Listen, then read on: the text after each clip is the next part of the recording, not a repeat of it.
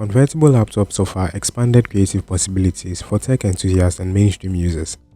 Today, we are going to be taking a look at the HP EliteBook 1030G3 x360, one of HP's premium convertible laptops from way back 2018. The model I have here with me has an 8th generation Intel i7 processor with Intel UHD 620 graphics, 16GB of RAM and 512GB of SSD storage.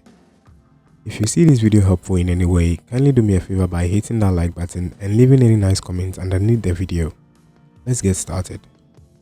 Starting with the design and build quality, the HP EliteBook 1030G3 comes in with a sleek and well-designed aluminum body. The laptop has HP's signature silver coating on the top and then on the bottom.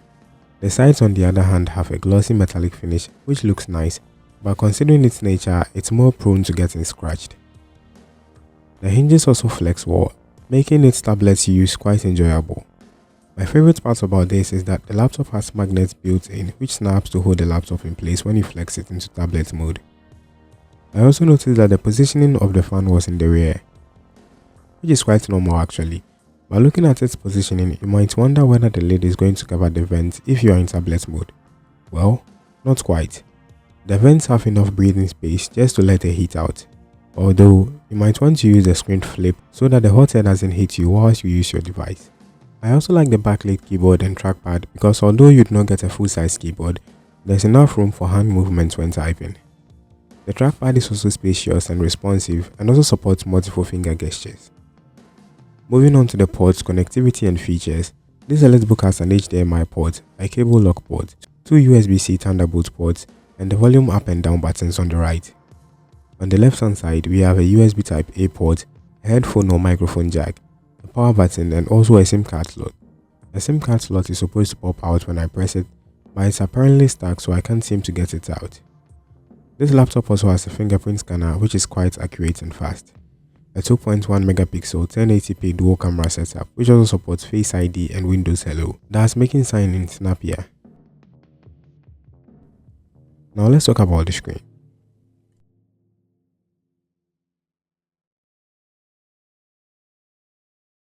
So the version I have here has a matte finish instead of the regular glass display.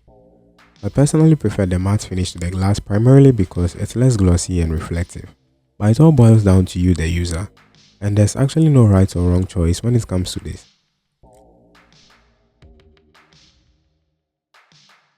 The display is a satisfactory Full HD IPS panel. It offers good viewing angles and a responsive touch functionality with acceptable contrast.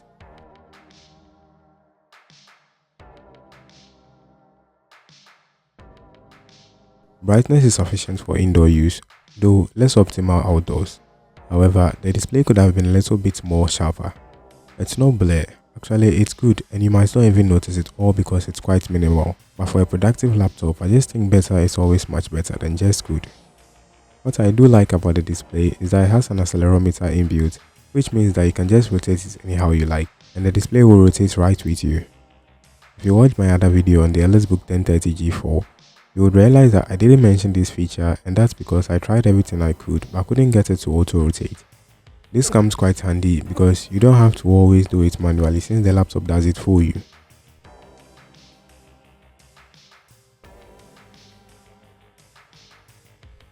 So what about performance? I do not have the pleasure to test this laptop with games, however I did run some benchmarks on it. For the CPU and performance, I used PC Mark 10, which scored a total of 3288, which is not bad for an 8th generation processor. I also edited this whole 4K video using Adobe Premiere Pro and I can say that it was quite flawless.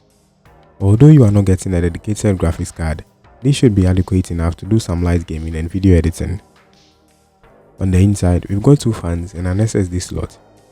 The RAM is soldered on the board, which means that it would be advisable to get the version with 16GB of RAM if you plan on making this purchase.